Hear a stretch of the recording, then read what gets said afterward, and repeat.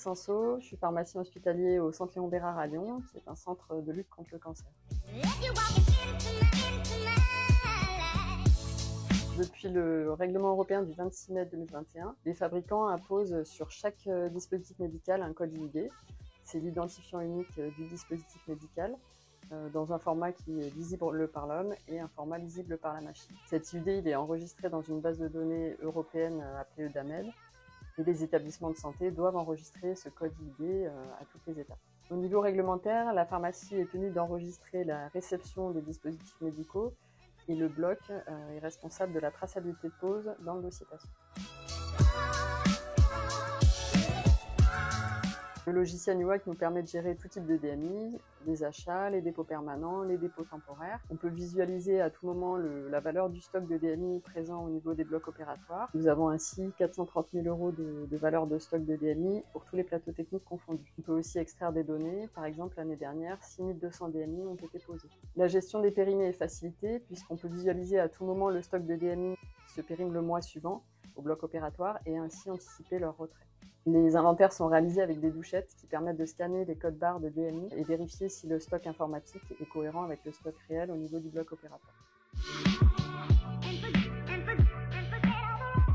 Alors à la réception du DMI à la pharmacie, le préparateur va scanner le code IID du dispositif pour l'enregistrer dans NUAC. Le DMI est ensuite attribué et livré au bloc utilisateur.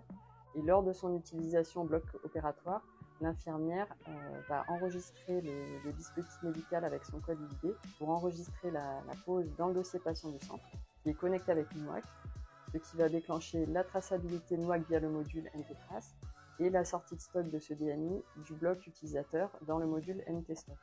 NUAC nous permet de récupérer à tout moment toutes les traçabilités de pause effectuées par les blocs opératoires, ce qui est très utile en cas de matériaux-urgence ou de retrait de l'eau par exemple.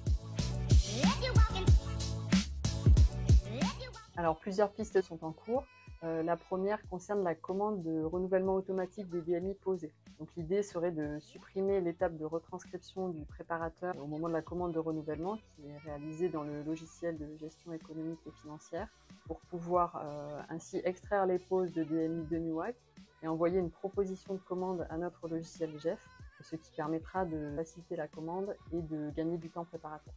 La deuxième piste est de pouvoir envoyer le code IID du DMI de NUAC vers le dossier patient du centre pour pouvoir ensuite remettre ce code IID au patient à sa sortie, ce qui permettra de retrouver toutes les informations sur le dispositif médical qui a été implanté et de respecter les exigences réglementaires.